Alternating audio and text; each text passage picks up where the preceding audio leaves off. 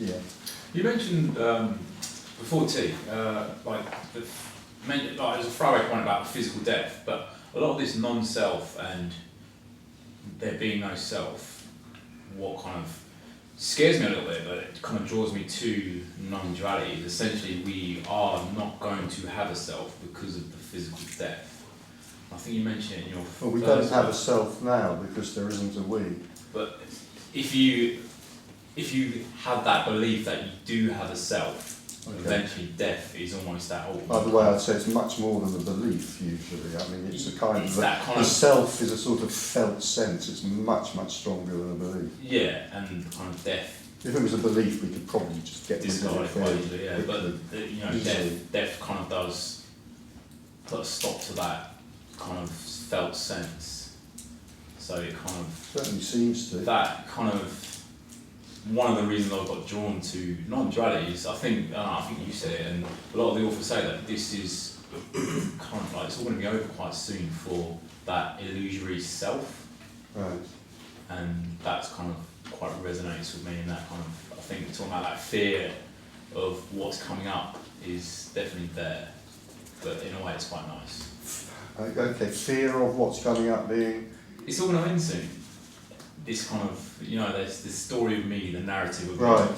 But I think it's that dying before You're talking dying. about physical death, are you, when you say that? It's all going to end soon. But with a physical death comes the narrative death, if you know what I mean. But there is a way, there's not a way, but non-duality is about that narrative death happening before the physical death. Yes, you could say that, yeah. Yeah. I quite like that. Yeah. Yeah, quite a lot of people do. I'm not sure if this, there was a documentary recent, I mean, this has nothing to do with religion, but it does have quite a lot to do with the communication of mystics. You know, if you want to, you know, this is a mystical communication, that's why we can't understand it. You know, we can. I thought you said biscuits. Well, there's that as well. There's biscuits, yeah. Thank you for lowering the tone there, Tony. I was just trying to elevate us to a kind of sublime perspective, a mystical perspective. And now we're talking about Kit Kats and McVitie's. So, back to the sublime. So, there was a documentary recently about Julian and Norwich, and I think it was from her this phrase comes, to die before we die. If it wasn't her, I apologise to her belatedly, but it was some other Christian mystic, you know, that this is about dying before we die. And I think it is remarkable if you look at some of the mystical expressions from any tradition, but you know, we're more likely to come across, you know, the Christian mystic tradition if we come across them at all here. It's just remarkable. The clarity of expression and the ease with which we can recognise this communication. And I often quote one particular mystic from, I think it was the 14th century, might have even been earlier, who I'm probably now, it's been so long since I've looked at those, I'm probably slightly misquoting, but we've got the essence. Which is, until I see that I am nothing, I cannot see that I am everything. Until I see that I am nothing, I cannot see that I am God. Not I am God, I cannot see that I am love. Oh, it's just beautiful. That was a Christian mystic, and obviously this was a very unwise thing to say in the 14th century, so they burnt her at the stake, of course. This tends to be what happens to mystics if they're unwise enough to give expression to what's been seen. They tend to be, you know, executed by the church authorities, because this is the other thing you see about this. I mean, I know it's sort of it's on the cover of at least one of my books, but I've forgotten to say it so far. This overthrows all authority. This makes all authority redundant.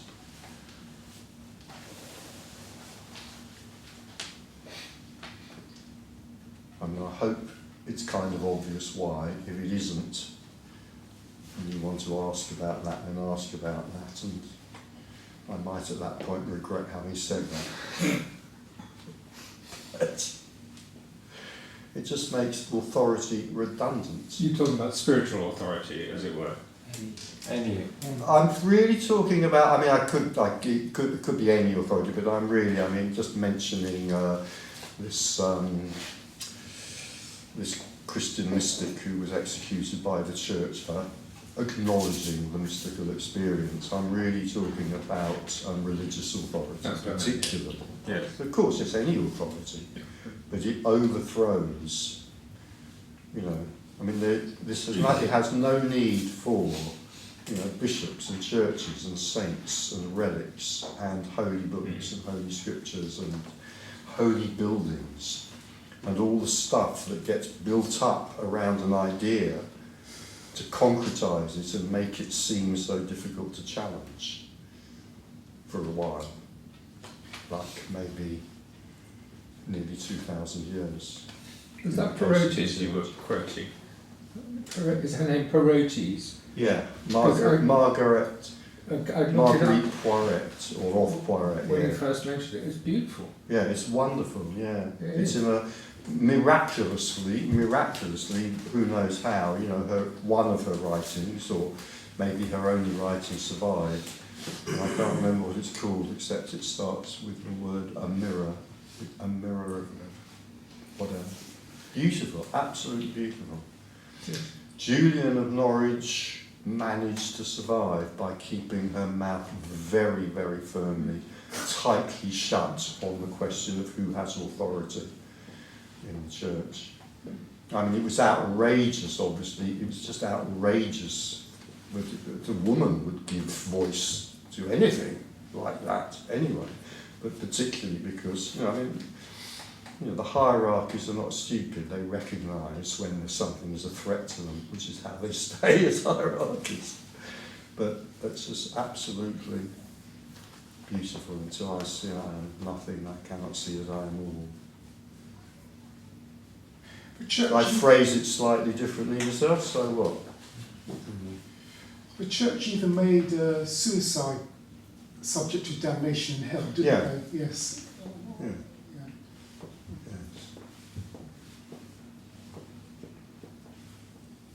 With authority, I take it there has to be duality. Is Yeah. that why authority evaporates, so to speak? Yeah. Yeah, the appearance of duality. Authority is something which happens, let's say, in the appearance. And of course, everything that happens in the appearance, there is duality. So authority is no different in that sense to making a cup of tea. It's part of the dreamed reality. Yeah.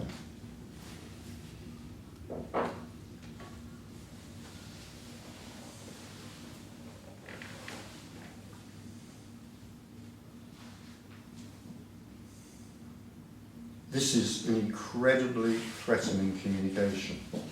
I've said this many times before, so having talked about Marguerite Poiret, there are many places now, there are many places in the present, I'm talking in kind of dream terms now, if you like, where it would be incredibly dangerous to talk about this or write about it, where it would be impossible to hold a meeting like this.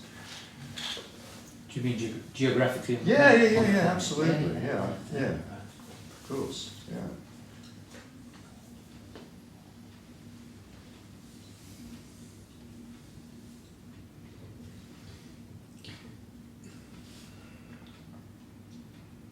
So we live in a very unusual time, really.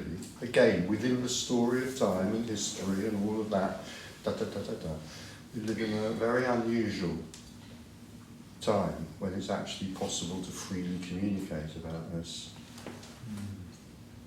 Yeah, but none of Without this much fear. I'm not without any fear. Obviously, my major fear is of an extremely awkward, difficult question coming this way.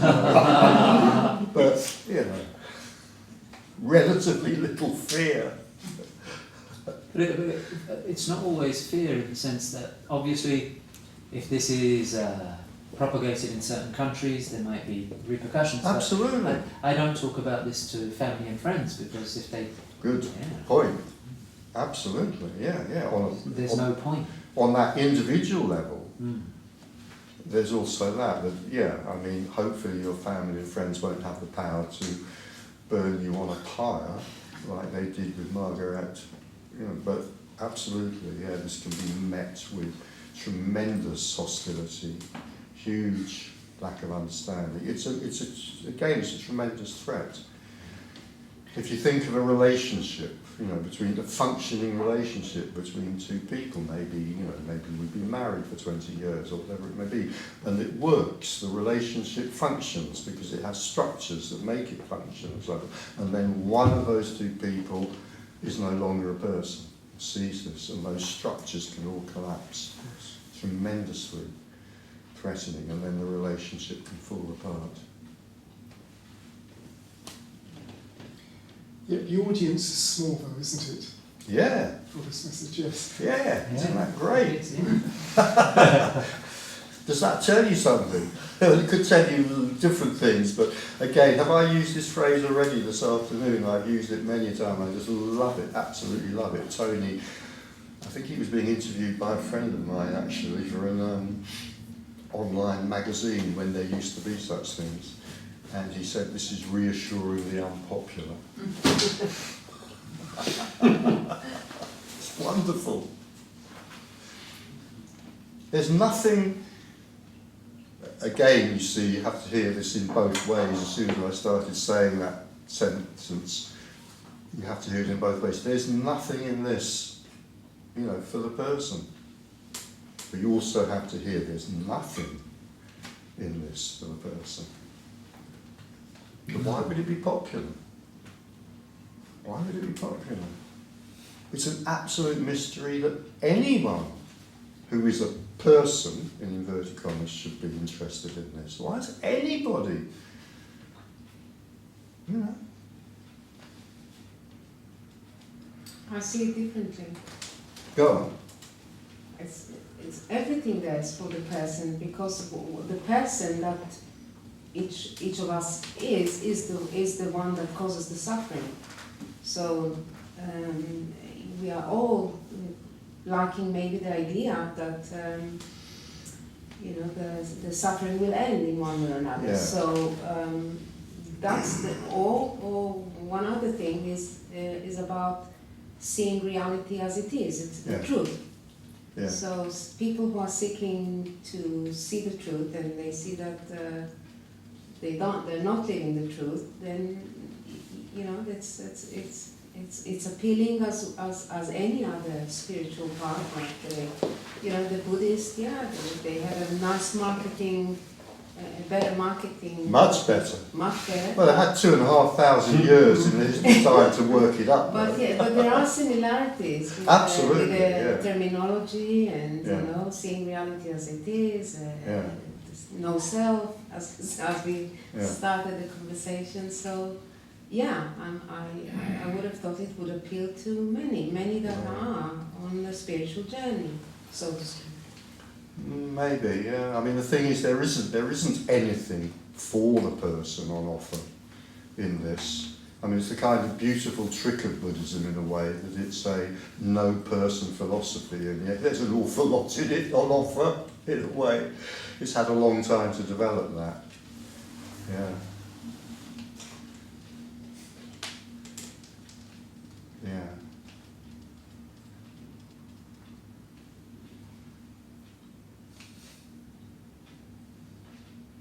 There's nothing on offer. This does often come with hooks. I mean, there's a lot of people communicating about this, a lot of people communicating about this. And yeah, I mean, Ramana Maharshi is a very well-known person in this known world. Yeah, but if you look at the... All the way back to the 60s. But if you look at the people communicating about this now, with some of them there's pretty big hooks. And very often, they may then be the most popular because of the hook. Or hooks, yeah.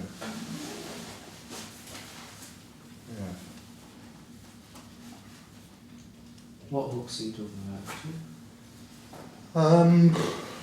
Well, very often it's kind of, I think, one thing, very often it's sort of a little bit of what I call therapy light.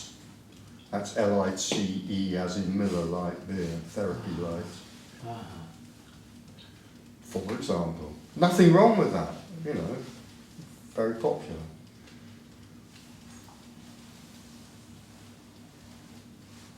But it's not really the same, communication, because there's quite a big hook there. Come to this meeting, you might get an opportunity to grouch about your mother, and then you might feel better about your mother from that. I'm sorry, I'm being a bit naughty, really, saying this, but it's not the same. I have noticed, yeah. Yeah. And I think the more hooks that are on offer, the greater the audience. Yeah, sure. Yeah, it's Makes natural. sense. Yeah. Yeah. I think maybe the offer is that you can keep yourself and still evolve into this something. Yeah. You can die and still remain. Yeah. Kind of. Yeah. Well, you've just used that word evolve, and it's maybe another kind of huge hook. Is the hook of evolutionary enlightenment. Yes. That's another lovely idea, lovely, beautiful story. Is the camera running? Yes. This is the time at which to say complete bollocks, of course, Yeah. but beautiful, beautiful. But what a hook. Excuse me, what is evolutionary? Evolutionary enlightenment. Well, enlightenment is an ever-moving, ever-evolving... I've stopped because I don't know how to finish that sentence. Entity? State, of course, state. So, for the teacher of evolutionary enlightenment, teacher notice, teacher of evolutionary enlightenment, you see, you come to me, and now I have you hooked forever. Because there's always something more that, Lovely story.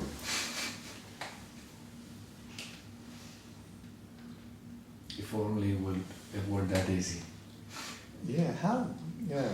It works for some, but not for the vast majority. So the miracle is happening to some, even when they choose to do So that. what's the miracle when it works? That they've realized that the self is no longer there. Oh right, okay. So they realise that evolutionary The enlightenment Buddhists will call it is full enlightenment. what? Say again. The Buddhists will call it fully enlightened. Right. Yeah. Yeah. Arahant, to Yeah. be precise with the... Yeah. So, yeah, how it happened, we don't know. It's but- it's interesting how in the story of time, Yeah, given lots of time, it's interesting how the story can develop and become more and more complicated, because this is what the mind does. So I don't really want to go there because I'm not an expert in by any means whatsoever, but if you look at the story of Tibetan Buddhism yeah, as it is now, or whatever, and you kind of look at the story that the Buddha apparently spoke, it's like incredible yeah. the way the ornaments are added on. The curlicues and the decorations and the da-da-da-da-da-da-da-da. So the longer the story is there, the more the mischievous mind or the monkey mind is likely to add complication on complication on complication. What puzzles me is if someone has realized the no self, then why don't they put an end to this continuation of this false teaching with the Buddhist tradition? This is what I don't understand. If one became an arahant, let's say by miracle, not by meditating 20 hours a day, now that they've known what you have said, that once you realize it, everything is redundant. So you're not going to be teaching to meditate now. But why do they carry on teaching meditation? Well, they probably. What didn't they? What Yeah. what have they missed? Yeah. That's something that is very puzzling. So, and we have reason to believe they did realize something. But if they did, why do they carry on, teaching something that is irrelevant? I know you don't. You might not have the answer, but I just thought I'd give it expression. I was just thinking of one of the best known Tibetan teachers who spectacularly self-destructed. Before they self-destructed physically, they self-destructed in every other possible way, which was Sogyal Rinpoche, Oh yeah, that's. who had, the most incredible following. I mean, maybe, is the camera still running? I keep checking on this, good. Before Yeah. Maybe there is a cosmic law, Yeah. which I doubt whether we're the first to discover, which is basically the more crap you speak, the more famous you're likely to become. I mean, Sogyal was amazing. I mean, he kind of set out to, replicate, I suppose, the lifestyle of Chogyam Trungpa, who was also amazing and amazingly naughty. And Sogyal saw Chogyam Trungpa and said, I want some of that. I want the cars and the designer suits and the designer sunglasses and perhaps most of all the women on my arm. And so he's kind of created himself in Chogyal Trungpa's image and became spectacularly successful. I can't remember where in France they built this enormous Tibetan Buddhist centre, didn't they? Huge number of very famous people involved in that, including Nicolas Sarkozy's wife, can't remember her name, very elegant model. Carla Bruni, that's the one. There's a wonderful photograph, I can't remember where I saw it, of the opening of this with all the lamas and Carla Bruni and other dignitaries and so forth. Is that the one that wrote the book, the Tibetan book Of living and dying, yeah. Well, I mean, the simple answer is yes. It's probably a bit generous to him to say that he wrote it, but nevertheless, yes, it was published under his name. is it? Yeah. Oh, Yeah, yeah. But he was. I'm sure this video is never going to see the light of day because we're gossiping terribly here. I can't resist it. I like it. Somebody asked a deep, meaningful question, but just to finish that, it is almost like I mean, the kind of the more I can't think of the right word. It's like the more debased it becomes. I'm resisting using that word because it has such moral connotations that I just can't think of a different word. But the more debased the story becomes, the more attractive it becomes, in a way. Richard, you sort of half joked, I suppose, that you couldn't remember 15 seconds or 15 seconds after you said something what you'd said, No. which indicates possibly that actions, words just arise. Yeah. But presumably, since it's only in imagination that there's a separate self, this happens anyhow. What happens anyway? That actions arise Yes, sure. Yeah. anyhow. Yeah. And Yeah. I'm not doing it, but I'm sort of adding on to it, and I don't know what exactly. Yeah. But also, I was thinking that that's a very, it's not frightening, it's not dangerous, but it's a very, from a point of view duality, a very insecure way of living. There's no security at all, because you obviously don't need security. Well, it doesn't. Or there is a total security, but it just move, presumably. Whatever happens, happens. Yes. I don't know. Yeah. I'm asking. But going back to, let's start the memory thing. Yeah. And come on to the second thing, maybe, I'm not sure, but the memory thing. There does seem to be something about the coagulation into that sense of solidity, which happens, you know, the separated person, that felt sense, I can't think of a better word. There is something about that which naturally maybe, or perhaps, you know, holds on to memory. These things seem much more important, so it holds on to the past much more. Yeah. There may be much stronger feelings invested in the past, which make us visit the past much more often to keep the memory alive. So, for example, you know, neurotic feelings like regret and guilt about the past, likely to be more strongly felt, so the past does seem more alive, or whatever. And then when that's cut through, when it drops, however you want to put it, when it vanishes or evaporates or whatever. So that kind of emotional connection to the past, that neurotic emotional connection to the past isn't there anymore. Maybe, I don't know, I'm just speculating, maybe that's the reason or part of the reason why the past just seems to become so much less real. Well, presumably, if it's neurotic, you are reliving it, you are Yes. renewing it. Yeah, that's the point, yeah. I mean, that's the point in a way, you know, the anxiety, the neurosis, the guilt, the regret, the what ifs. I mean, if you just think of that phrase, what if, and how much that can be a constant mantra for some beings, for some people. And I mean, you know, what ifs is a constant retelling of the past with regret. I was So, actually interested that you said, I can't remember for 15 seconds, and yet you remembered the utter frustration you felt when you first had this communication. Oh, yeah. I thought, you know, that was a long time ago. No, I mean, I can't remember for 15 seconds what it was I just said. No. Yeah. Well, so, yes, okay.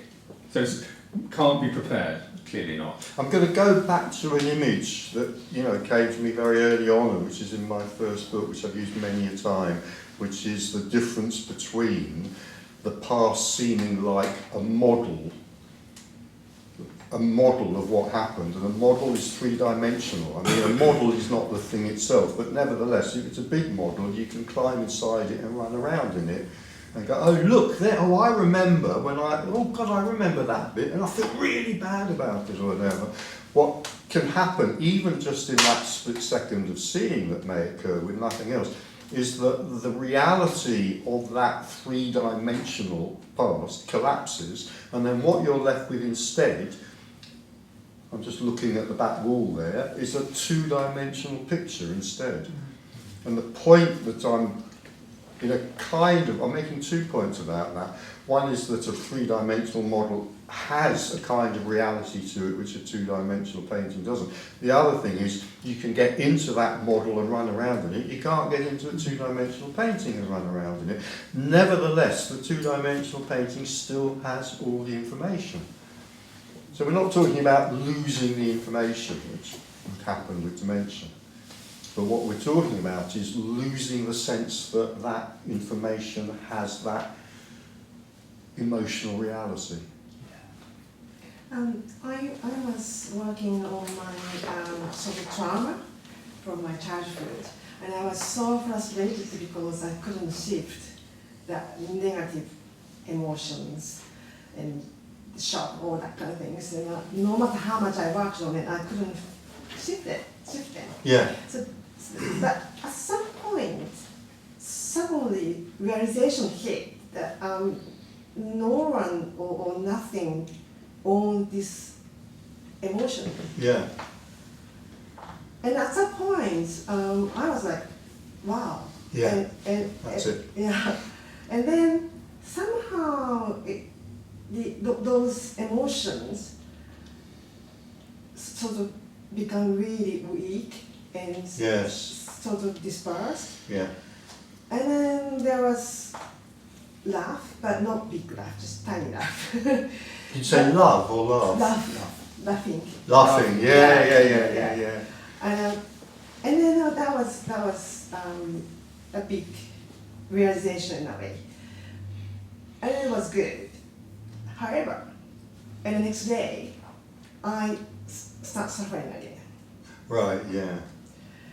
And I was wondering, because the understanding is still here, and that in a way shock in a good way, still here. And then what came back? And I was wondering what came back, and it still somehow pulled me into that trauma. Is it lighter now though? Oh, definitely. Yeah. Yeah. I think that's also quite common. Yeah, it's like there can be this realization, and then there's exactly what you say. It's like all of that stuff seems to become irrelevant. You know, why am I paying a psychotherapist to go through this stuff and endlessly revisiting? And then, yeah, you know, that there can be a kind. I can't say that the sense of self collapse. I Right. can't say that. Yeah. Yeah. So this I is. still here. This is a dodgy phrase for me to use, so if it doesn't fit, throw it out, but it sounds like a sort of a partial seeing, Yeah. you know, and so the energy goes out of this stuff, and that, you know, very freeing for a while, but then it's not enough because some of the energy is still there, so we're still going to be revisiting it, but it's not going to be gripping us in the same way. I think that's fairly common. Right. Yeah. Yeah. Yeah. How long does it? How long? It lasts exactly as long. I want to be done with it. It lasts exactly as long as the length of a piece of string. You know, I'm sorry, I wish I could answer that question. You know, but it does raise interesting questions, which I'm probably not going to talk about because I'm not really qualified to. But it raises interesting questions because it has become, I feel like, slightly apologising for the word fashionable, because it sounds, it's not quite what I mean, but it has become incredibly fashionable now, you know, dealing with trauma. I mean, it is really the new thing. I mean, I noticed that, you know, since COVID, the Science and Non-duality conference, which in itself was a refiguring of the science and spiritual. So the Science and Spirituality conference has got reconfigured as Science and Non-duality, so that we don't spook the scientists out too much, because they don't really like that word, spirituality maybe, whatever. And I notice now that kind of since that all shut down with the COVID, what seems to have happened is that it's now, that energy is now going on to endless workshops and investigations into trauma. It's trauma, trauma, trauma, trauma. Yeah, but As the root of everything. I have your trauma from childhood. Yeah. Yeah, I understand what you're saying. Yeah. So, yeah, that's all I can. Bye-bye. I think you should announce to everybody that you have a train to catch. The same with you. All right. Okay, guys. Okay. They did get permission in the tea break from me early.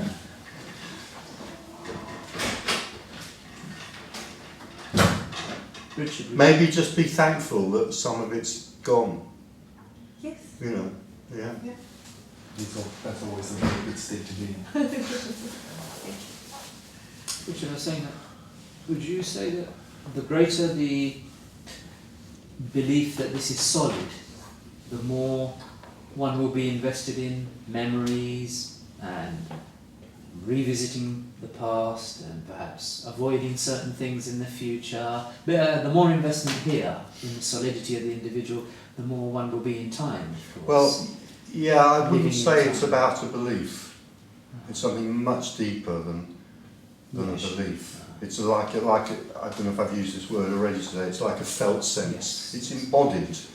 Belief is belief, Ah. but this is an embodied energy, if you like.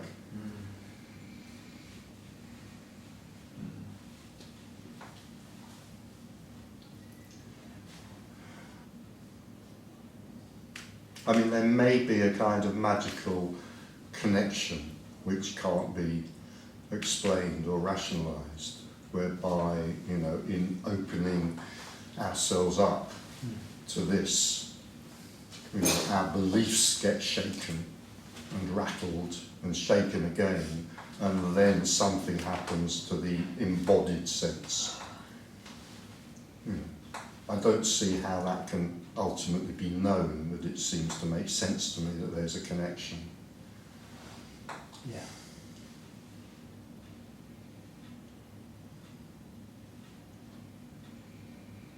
And it makes sense. Is it entirely a coincidence that, I mean, this is real story stuff, but never mind, is it entirely a coincidence that for some apparent beings, you know, there's a being drawn to communications like this?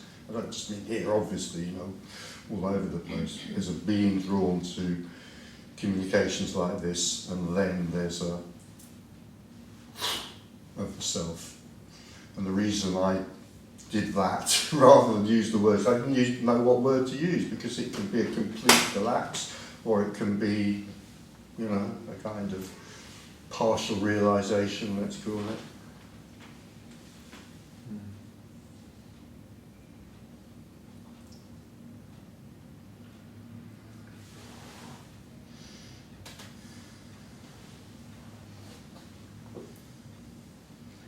I can see in a way that there's no time, but I can't see that there's no space. No, you can't see that. I can't see it. That's the point. I creates the sense of space. So when the I collapses, what's seen as no I mean, space is created, you could say, because there is a sense of I which is separate from everything else. Yeah. So I am located here in this chair, and that's what creates the sense of space around me, that there is a room Yeah. with other people in it. When that I collapses, what may be seen, you know, because there's no I actually here, is that this isn't. This is not a good way to put it, but I've never found another way of putting it, right? You could say that awareness, bad word to use, but nevertheless, awareness is not located anywhere, it's located everywhere, and because it's located everywhere, everywhere is equally the same, so there is no everywhere. Did that make sense? Kind of. I'd be astonished if it did, but what I was trying to do there, I wasn't trying to kind of, you know, make a case or describe, you know, a theory or something. I was trying to give a description of what's actually seen, which is impossible to do. So we're like yours. Somebody's sitting there. Apparently. Apparently, somebody's sitting there. Yeah. Apparently. So there's a space between us. Apparently. And there's an us. There's a you and a me. Apparently. Yeah. So how do you see that different to how I see it, or how is it seen different? Well, I don't see it at all. It's just, you know, it's just what's happening. Neither do you, actually. It's just what's happening.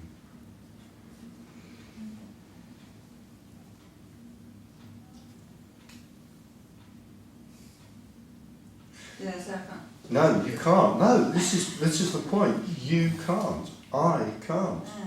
But I was going to say it's important to say it's not important. None of this matters at all. But you know what's being said here is this isn't metaphor we're talking about. When it said there's no time or space, that's not metaphor. It's not poetic. It's literal. Mm. But for the person, the apparent individual lives in time and space.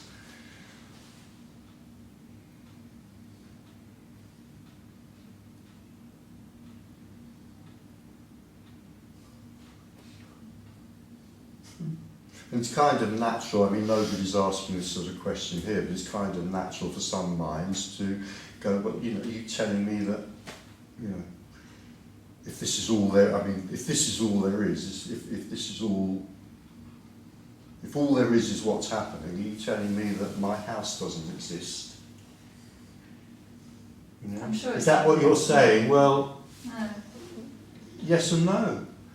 You know, this is what You the can't mind will do. comprehend it, can The you? mind will, exactly, but the mind will say, explain this to me, explain this to me. Yeah. But you can't, you can't, no. No.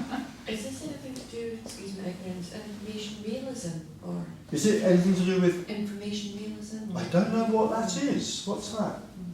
You were deriving, but like new steps in science, which is starting to say what old spiritual teachers have been saying for years. It's Yeah, the I mind would of say- God, the Higgs field type thing. The which? The Higgs field, the mind of God. It's a new Okay. That not the mainstream scientists are talking about, but they're sort of trying to keep it quiet. I don't know.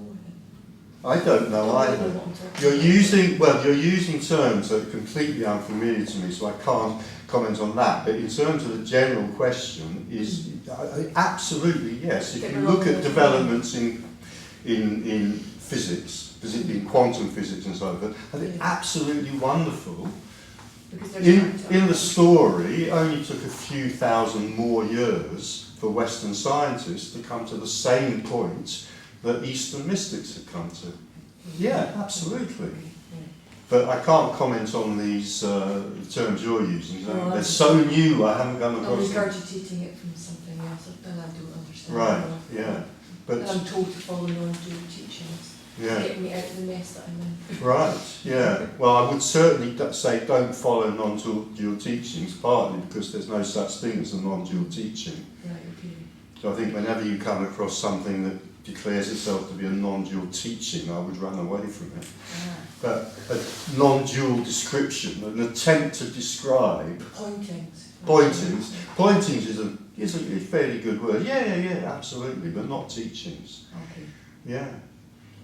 But it's kind of rather wonderful the way that, you know, Eastern mysticism and Western science have arrived very much at the same point in terms of a description. I mean, it's not quite the same because, as far as I know, quantum physics doesn't talk much about boundless love. That's the bit they're missing. Will the giant Hadron Collider find the love, never mind the God particle, they found that, didn't they, the Higgs boson, isn't that the God particle? Never mind the God particle, what about the love particle? Will the giant Hadron Collider find the love particle? When they do, if they do, that will be the final coming together of Eastern mysticism and Western science, and the universe will explode in a great cosmic orgasm because it will all be over. Maybe. But there is something rather wonderful about how these two, you know, the going in and examining things externally, the scientific way, how they come together. It was inevitable, really. Maybe, yeah. Yeah. I don't see how they can't come to the same conclusion. Yeah. Well, quite easily if one of them was simply wrong, or they were both wrong. But it is rather wonderful that they have come together. It's just energy. What the hell does that mean? We have no idea. But, like I say, the Western scientific endeavours have yet to discover that there is unconditional love.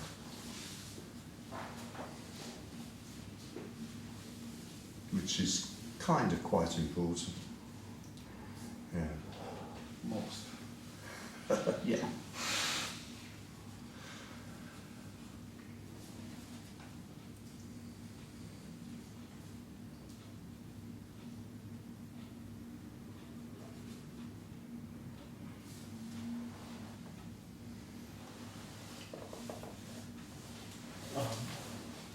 The phrase "time before you die." What is the basis of that? I mean, why is it called that? In regards to the non-duality. Well, I think that comes from Julian and Norwich. I'm not absolutely sure, but I think it certainly comes from a Christian mystic.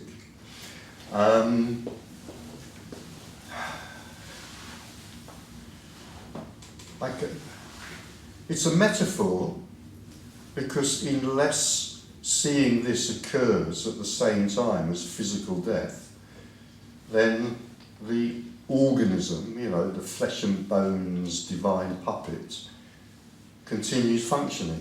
So in that sense it isn't a death. And that's why it's dying before you die. So it's the death of the sense of self, if you like. It's the death of, I think this is a slightly suspect phrase, but who knows, the death of personal identity before the body-mind organism dies. So it's a death before the death. Does that kind of make sense? What is dying? The personal identity? So what dies is something that can't be put into words. Let's call it the sense, for our purposes, the sense of separation, the sense of, the sense of being a separate individual. That's quite a dramatic way of putting it, and that's Julian of Norwich, it's not me. I tend to use the phrase seeing through, so seeing through this the sense of personal identity. So I've heard Tony say something like Tony Parsons died. Yes, yeah. Is that the same thing? Yes. Yeah, it's quite a dramatic way of putting it. So he means the sense of separation? Yeah, the sense of self. I'm saying yes, I mean really, in a way I should be saying, well, you have to ask him that yourself, but yes, I'd say doing what I shouldn't do, which is to answer. Yeah.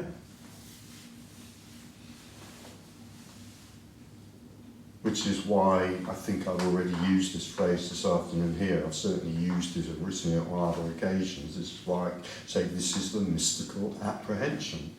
Because if you look at the mystics, the ones who managed to survive and write something, which probably wasn't many of them in the West anyway, but if you look at the mystics, there's this remarkable, I don't know whether to say similarity or conjunction or coming together, or maybe even identicality with what we're talking about here. And what mystical apprehension certainly seems to be, I would like to say is it's a seeing through the self. And as Marguerite Porete said, with that there's a seeing I am nothing and I'm everything.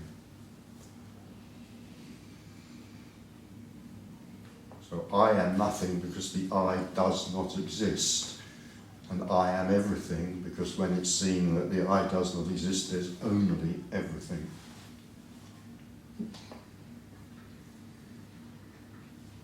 And it's only when that is seen, according to Marguerite Porete and a few other people now, it's only when that is seen that it can be seen, that, well, I think her way of putting it is I am love. There is only love.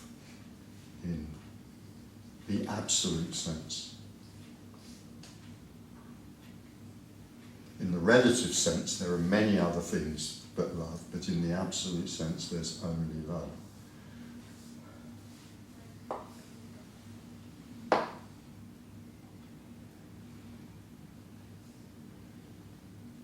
I've told this story many, many a time before, but it seems relevant at this point. I was once asked in a meeting in Germany by a woman, you're saying that that unconditional love embraces everything.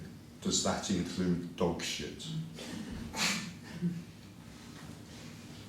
Well, the clue to the answer is in the word unconditional. And if it's unconditional, it's unconditional. So it includes everything. And the mind is always conditional, so the mind can never get unconditional love. Right? Unconditional love may be, I'm going to use the word seen, bad word, it doesn't matter. Unconditional love may be seen, it will never be seen or understood by the mind, because the mind lives eternally in conditionality. So the mind cannot get that unconditional love includes dog shit, even though the clue is in the word unconditional. So if we come up with one thing that love excludes, whatever it is, maybe dog shit, it may be something else. If we come up with one thing that love excludes, then we can be absolutely certain that we're talking about conditional love, which is the love that the mind understands. When the mind isn't there, I'm getting a bit spiritually romantic again here. When the mind isn't there, the heart may understand unconditional love, but the mind can only ever get conditional love because that's what the mind lives in, conditionality. Good and bad, greater and lesser, this and that.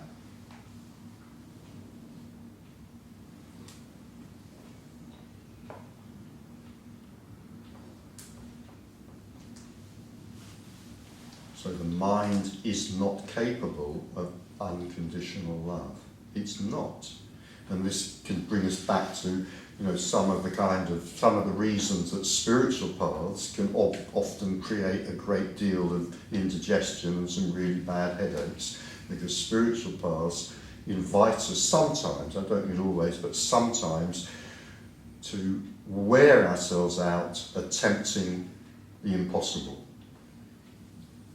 Right, so a spiritual path, I don't mean all spiritual paths, but a spiritual path may encourage us very strongly to become unconditionally loving as people. So we become unconditionally loving people. We cannot do that. People always live in conditionality. The person cannot be unconditionally loving. Attempts by the person to be unconditionally loving are likely to create a very, very large amount of stress and some terrible indigestion. But when the person isn't there, there's no need to become unconditionally loving because it just is. It's just seen to be the case.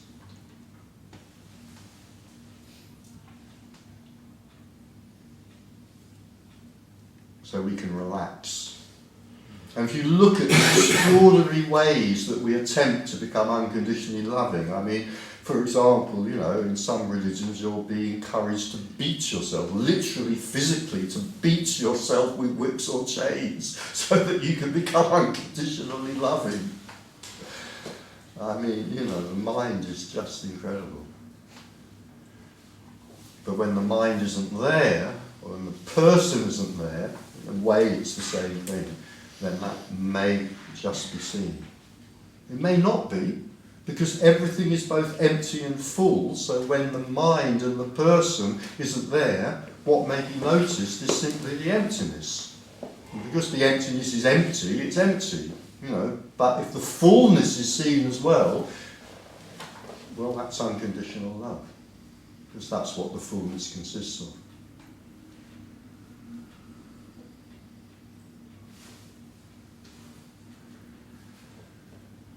And if I say, and I'm just putting into a different way something I've said at least 15 times already this afternoon, if I say, I can do nothing about that, then that might be heard with despair or with relief. Or there are other possibilities as well, but those are two likely possibilities. I can do nothing about that, that's terrible. I can do nothing about that. What a relief. I can stop trying to do the impossible. I can relax. Relaxation is the key to Buddhahood. That's another quote I use a lot. Relaxation is the key to Buddhahood.